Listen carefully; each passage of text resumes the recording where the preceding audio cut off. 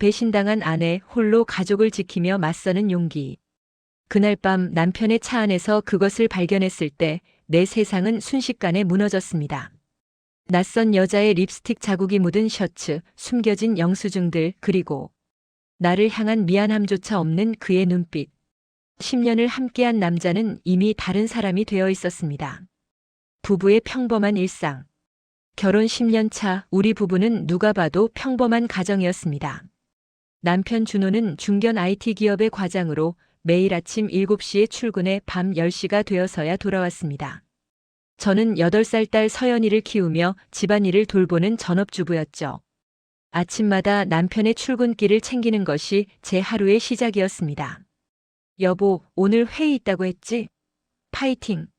현관문 앞에서 넥타이를 매만져주고 도시락을 건네는 그 순간들이 제게는 소중한 일상이었습니다. 남편은 늘 바빴지만 주말이면 가족과 시간을 보내려 애썼고 서연이를 무척 아꼈습니다. 아빠, 놀이공원 가자. 딸이 졸으면 피곤한 기색도 없이 웃으며 우리 공주님이 원하면 가야지 하던 그 모습. 저는 이런 일상이 영원할 거라 믿었습니다. 금요일 저녁 가족이 함께 모여 앉아 치킨을 먹으며 한 주를 마무리하는 그 시간들이 우리에게는 작은 행복이었습니다. 그런데 최근 몇 달 남편에게 변화가 느껴지기 시작했습니다. 퇴근 시간은 점점 늦어졌고 주말 출근이 잦아졌죠. 요즘 프로젝트가 중요한 시기라서 라는 말과 함께요. 저는 남편이 승진을 위해 열심히 일한다고 생각하며 응원했습니다.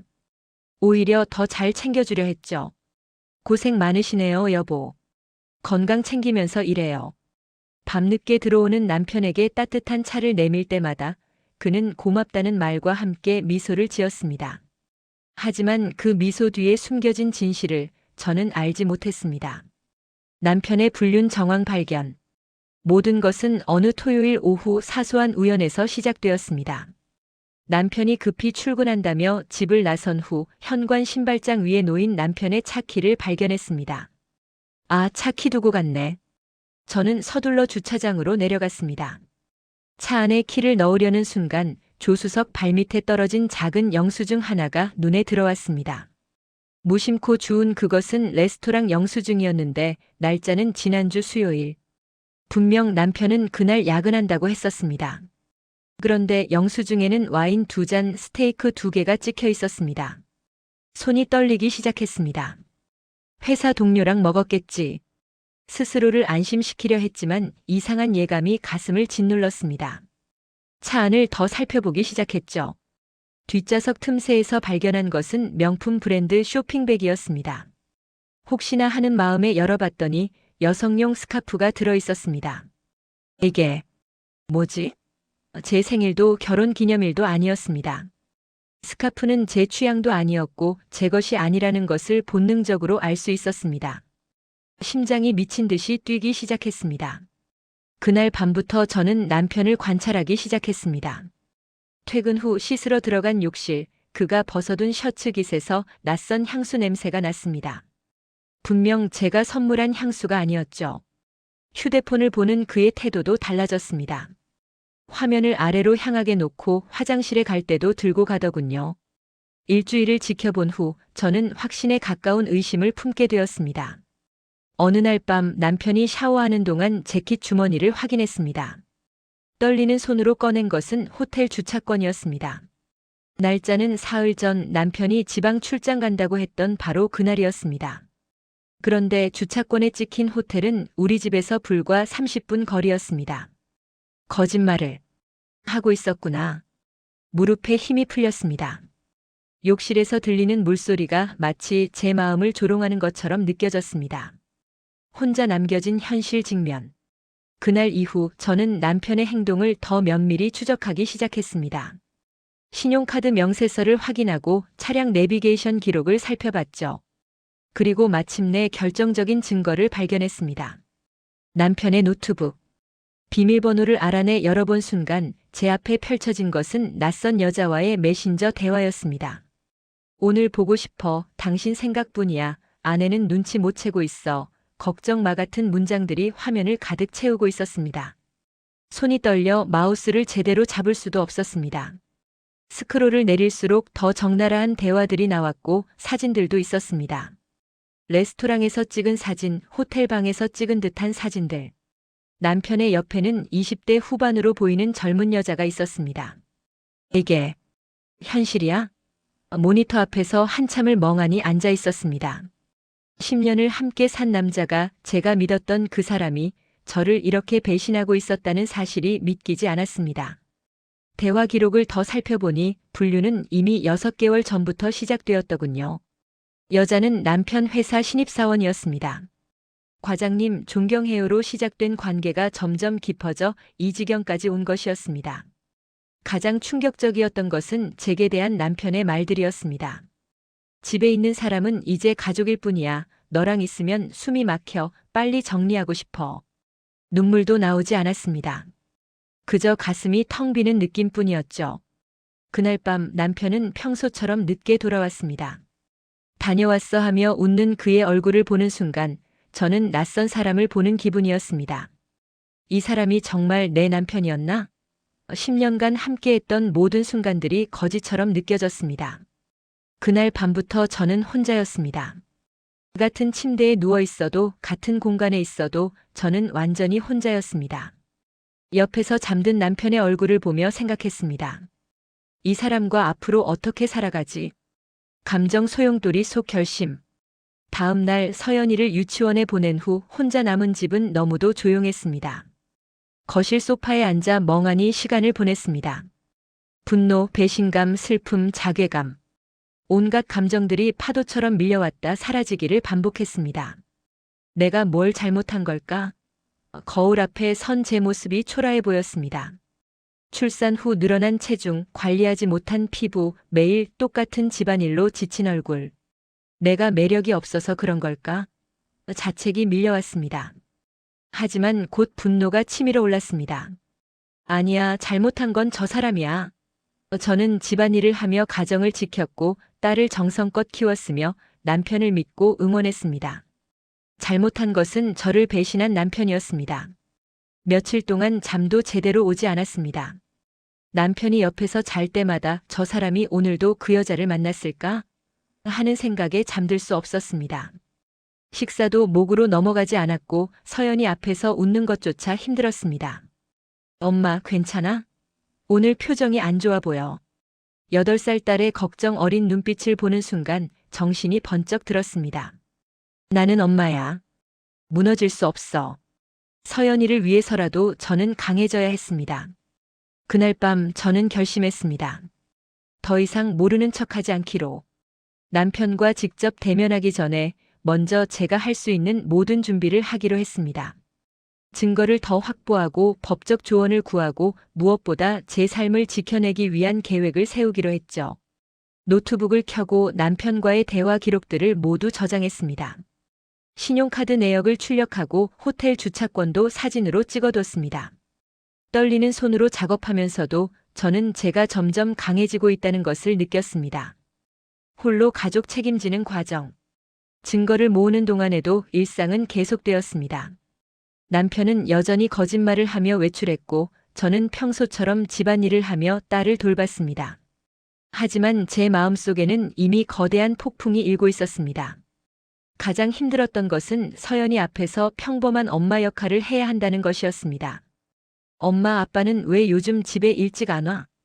딸의 질문에 웃으며 대답해야 했습니다. 아빠가 일이 많으셔서 그래. 서연이 많이 보고 싶어 하실 거야. 동시에 저는 현실적인 문제들을 직면해야 했습니다. 전업주부인 제게는 수입이 없었고 만약 이혼을 하게 된다면 혼자서 서연이를 키워야 했습니다. 통장 잔고를 확인하고 남편 명의로 된 자산 목록을 정리했습니다. 아파트, 자동차 예금, 재산 분할을 어떻게 해야 할지 고민했습니다.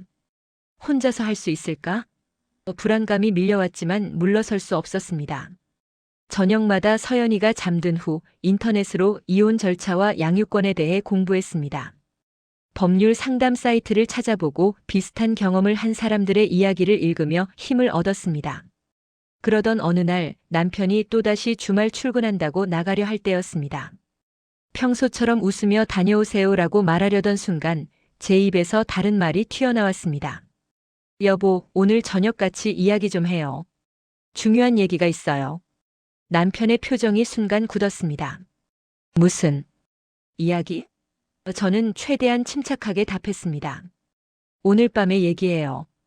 꼭 집에 일찍 와주세요. 그날 하루 종일 심장이 미친 듯이 뛰었습니다. 드디어 진실을 마주할 시간이 다가오고 있었습니다.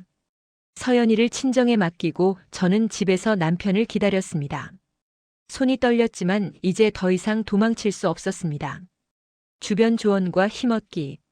대면을 앞두고 저는 먼저 가장 믿을 수 있는 사람에게 조언을 구하기로 했습니다. 제 친한 언니 수진이었습니다. 20년 지기 친구이자 변호사인 그녀에게 모든 것을 털어놨습니다. 수진아, 사실은 카페에서 마주 앉아 이야기를 시작하는 순간 참았던 눈물이 터져 나왔습니다. 그동안 혼자 견뎌왔던 시간들, 남편의 배신, 혼자 남겨진 두려움. 모든 것을 쏟아냈습니다. 수지는 제 손을 꼭 잡아주며 들어줬습니다. 지연아, 내가 정말 힘들었겠다. 그동안 혼자 견디느라 고생했어. 그녀의 따뜻한 위로가 얼마나 큰 힘이 되었는지 모릅니다. 한참을 울고 난 후 수진이 차분하게 말했습니다. 지연아, 지금부터 내가 하는 말 잘 들어. 첫째, 너는 아무 잘못이 없어. 둘째, 내가 모은 증거들은 아주 중요해. 셋째, 앞으로 남편과 대화할 때 절대 감정적으로 대응하지 마. 차분하게 당당하게 내 입장을 말해야 해. 수지는 구체적인 조언들을 해줬습니다. 대화할 때 녹음을 해도 남편이 인정하는 말들이 나오면 그것도 증거가 돼. 그리고 재산 분할과 양육권에 대해서는 절대 양보하지 마. 내가 서연이를 키워왔고 앞으로도 키울 거잖아. 또한 그녀는 제게 현실적인 조언도 해줬습니다. 지연아, 이혼까지 가지 않더라도 너는 이제 경제적으로 독립할 준비를 해야 해. 다시 일을 시작하는 것도 고려해봐. 내가 강해질수록 선택권은 내게 있어. 친정 어머니에게도 사실을 말씀드렸습니다. 어머니는 처음엔 크게 놀라셨지만 곧 저를 꼭 안아주셨습니다. 딸아, 엄마가 있잖니. 내가 어떤 결정을 내리든 엄마는 내 편이야. 서연이도 우리가 함께 키우면 돼. 어머니의 든든한 지지가 있다는 것만으로도 큰 힘이 되었습니다. 엄마, 저 잘할 수 있을까요? 물었을 때 어머니는 단호하게 말씀하셨습니다. 넌 강한 아이야. 엄마가 제일 잘 알아. 힘들 땐 언제든 집에 와. 여기가 내 집이야. 주변의 응원과 조언 덕분에 저는 점점 더 단단해졌습니다. 혼자가 아니라는 것, 저를 지지하는 사람들이 있다는 것이 얼마나 큰 힘이 되는지 깨달았습니다. 남편과의 갈등과 대면. 드디어 그날 밤이 왔습니다. 남편이 집에 돌아왔을 때 저는 거실 소파에 앉아 그를 기다리고 있었습니다. 테이블 위에는 제가 준비한 증거들이 놓여 있었습니다. 영수증, 호텔 주차권, 그리고 출력한 메신저 대화 내용들. 무슨 일이야? 급하게 오라고 해서. 남편이 의아한 표정으로 물었습니다. 저는 심호흡을 한 번 하고 최대한 침착한 목소리로 말했습니다. 여보, 우리 이야기 좀 해요. 솔직하게. 테이블 위에 서류들을 가리키며 말을 이었습니다. 이게 뭔지 알죠? 남편의 얼굴이 순식간에 창백해졌습니다. 눈동자가 흔들리며 서류들을 바라봤습니다. 이게 어떻게? 그는 말을 잇지 못했습니다. 6개월 전부터였어요. 회사 신입사원이죠? 처음엔 당신이 출장 간다고 거짓말하고 호텔에 가더니 요즘은 아예 주말에도 그 여자를 만나러 가더군요. 제 목소리는 떨렸지만 말은 또렷했습니다. 지연아, 미안해. 나도 어쩌다 보니. 남편이 변명을 늘어놓기 시작했습니다.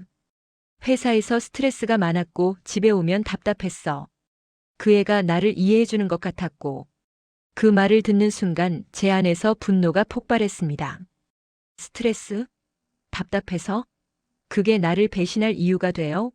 10년을 같이 살았는데 당신은 그렇게 쉽게 다른 여자에게 갔어요? 남편은 고개를 숙인 채 아무 말도 하지 못했습니다. 저는 계속해서 말했습니다. 당신이 밤늦게 들어올 때마다 걱정했어요. 건강 챙기라고 힘들면 쉬라고 했죠. 그런데 당신은 그 시간에 다른 여자를 만나고 있었어요. 정말 미안해, 지연아. 내가 잘못했어. 남편이 무릎을 꿇으려 하자 저는 손을 들어 막았습니다. 사과는 필요 없어요. 이제 우리 앞으로 어떻게 할지 이야기해요. 그 순간 남편이 갑자기 태도를 바꿨습니다. 지연아, 한 번만 용서해줘. 그 애랑은 끝냈어. 다시는 이런 일 없을 거야. 하지만 저는 그의 말을 믿을 수 없었습니다. 당신 휴대폰 좀 볼 수 있어요? 정말 끝냈다면 보여주세요. 제 요구에 남편은 머뭇거렸습니다. 그건 왜 갑자기? 그 반응만으로도 충분했습니다. 아직 관계가 끝나지 않았다는 것을 알 수 있었습니다. 거짓말하지 마세요. 당신은 지금도 그 여자와 연락하고 있잖아요. 남편은 아무 말도 하지 못했습니다. 한참의 침묵 후 그가 입을 열었습니다. 지연아, 솔직히 말할게. 나 요즘 혼란스러워. 내 곁에 있어야 하는 걸 알지만 동시에 그 애에게도 마음이 가. 시간을 좀 줄 수 있을까? 그 말을 듣는 순간 모든 것이 명확해졌습니다. 이 사람은 변하지 않을 것이고 저는 더 이상 이 관계에 매달릴 필요가 없다는 것을요. 아내의 감정 조절과 삶 재정비. 시간요? 좋아요. 당신에게 시간을 드릴게요. 하지만 그 시간 동안 당신은 이 집에서 나가 있어야 해요. 제 단호한 말에 남편은 놀란 표정을 지었습니다. 뭐? 내가 나가? 네, 나가세요. 당신이 생각을 정리할 시간이 필요하다면 혼자 있으면서 정리하세요. 저와 서연이는 여기 있을 거예요. 그날 밤 남편은 짐을 싸서 집을 나갔습니다. 문이 닫히는 소리를 들으며 저는 비로소 혼자가 되었습니다. 텅 빈 집이 너무도 조용했지만 동시에 해방감도 느껴졌습니다. 다음 날부터 저는 제 삶을 재정비하기 시작했습니다. 첫 번째로 한 일은 은행에 가서 제 명의로 된 통장을 만드는 것이었습니다. 그동안 남편 명의로만 관리되던 생활비 중 일부를 제 통장으로 옮겼습니다. 두 번째로 일자리를 알아보기 시작했습니다. 10년간 전업주부로 살았지만 결혼 전에는 마케팅 회사에서 일했던 경력이 있었습니다. 이력서를 업데이트하고 경력 단절 여성을 위한 재취업 프로그램을 알아봤습니다. 엄마 아빠는 언제 와? 서연이의 질문에 저는 차분하게 답했습니다. 아빠는 지금 일 때문에 다른 곳에 계셔야 해. 하지만 서연이를 사랑하는 건 변함없어. 곧 만날 수 있을 거야. 딸 앞에서 무너지지 않기 위해 저는 더욱 강해져야 했습니다. 아침에 서연이를 학교에 보내고 집안일을 하고 취업 준비를 하는 일상이 바빴지만 그 바쁨이 오히려 저를 살아있게 만들었습니다. 감정적으로는 여전히 롤러코스터를 타는 것 같았습니다. 어떤 날은 분노가 치밀어 올랐고 어떤 날은 슬픔에 잠겼습니다.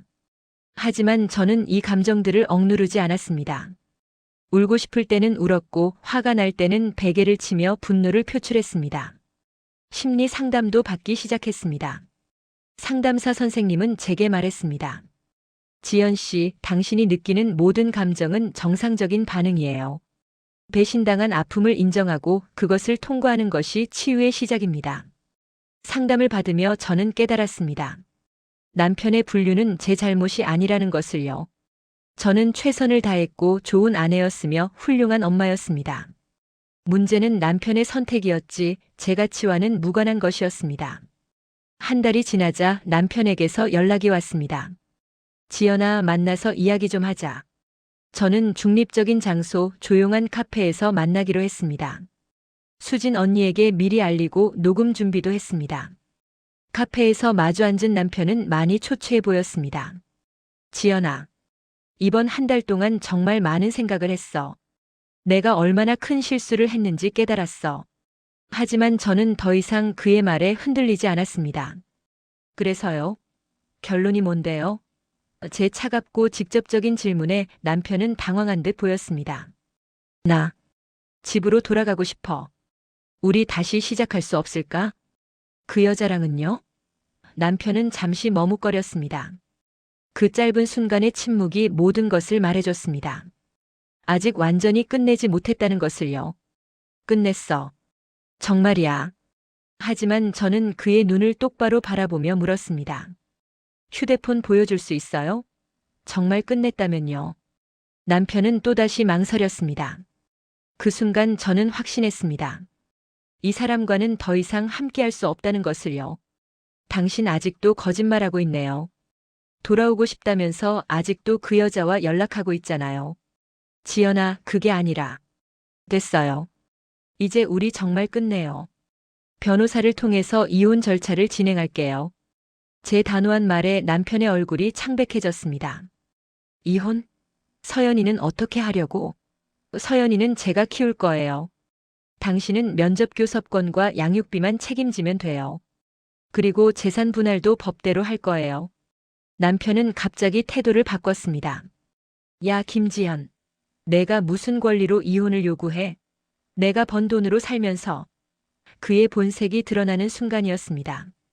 저는 침착하게 대응했습니다. 당신이 번 돈이요?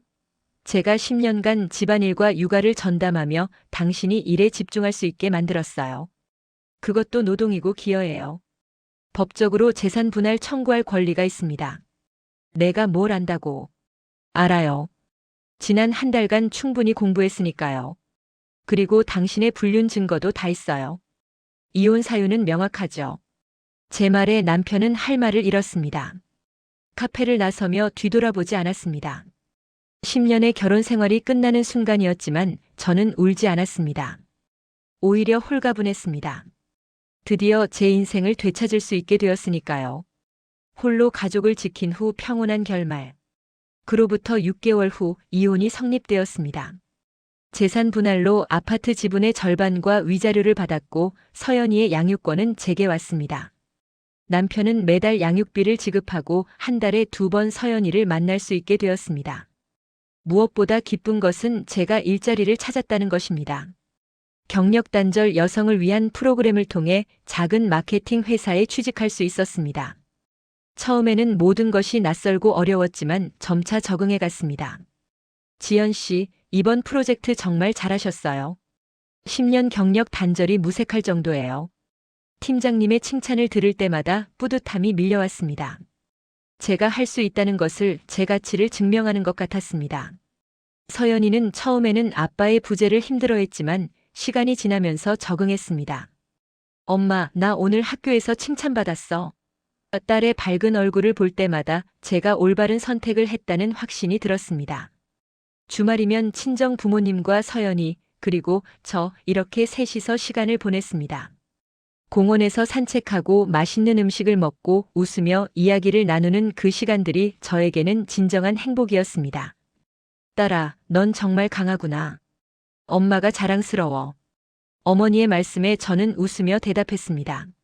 엄마가 옆에 계셔서 가능했어요. 그리고 저도 몰랐어요. 제가 이렇게 강할 수 있다는 걸요. 이혼 후 처음 맞는 명절, 친정에서 가족들과 함께 시간을 보냈습니다. 시댁 눈치를 보며 긴장했던 과거와는 달리 편안하게 웃고 떠들 수 있었습니다. 이모, 오늘 완전 예뻐. 조카의 말에 거울을 보니 제 얼굴에 생기가 돌아와 있었습니다. 회사에서도 점차 인정받기 시작했습니다. 입사 1년 만에 작은 프로젝트의 리더를 맡게 되었고 팀원들과 협력하며 성공적으로 마무리했습니다. 축하합니다, 지연 씨. 다음 분기부터 정규직으로 전환됩니다. 인사팀장의 말에 눈물이 날 것 같았습니다. 경제적으로도 안정을 찾아갔습니다. 월급과 남편의 양육비 그리고 재산 분할로 받은 돈을 잘 관리하며 서연이와 제 미래를 위한 저축도 시작했습니다. 통장 잔고가 조금씩 늘어가는 것을 보며 뿌듯함을 느꼈습니다. 어느 날 서연이가 물었습니다. 엄마, 우리 행복해? 저는 딸을 꼭 안으며 대답했습니다. 응, 우리 정말 행복해. 그리고 앞으로는 더 행복할 거야. 그날 밤 잠든 딸의 얼굴을 보며 생각했습니다. 지난 1년간의 여정이 쉽지는 않았지만 저는 해냈습니다. 배신당한 아픔을 딛고 일어섰고 혼자의 힘으로 가족을 지켜냈으며 새로운 삶을 시작했습니다. 거울 앞에 선 제 모습은 1년 전과 달랐습니다. 눈빛에는 자신감이 있었고 얼굴에는 미소가 머물러 있었습니다. 나는 강한 여자야. 나는 할 수 있어. 스스로에게 말하며 웃었습니다. 창밖으로 보이는 아침 햇살이 유난히 따뜻했습니다. 새로운 하루가 시작되고 새로운 가능성들이 펼쳐져 있었습니다.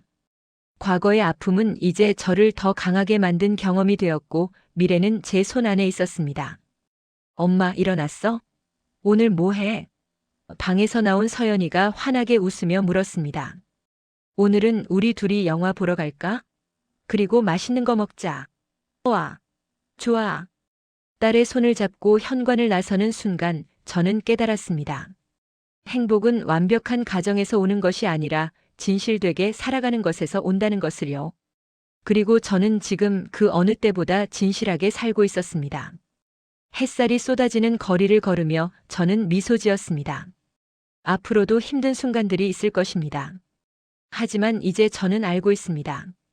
제가 얼마나 강한지, 무엇을 해낼 수 있는지를요. 배신당한 아내였던 저는 이제 홀로 가족을 지키며 새로운 삶을 개척해가는 당당한 여성이 되었습니다. 그리고 이것은 끝이 아니라 새로운 시작이었습니다. 엄마 사랑해.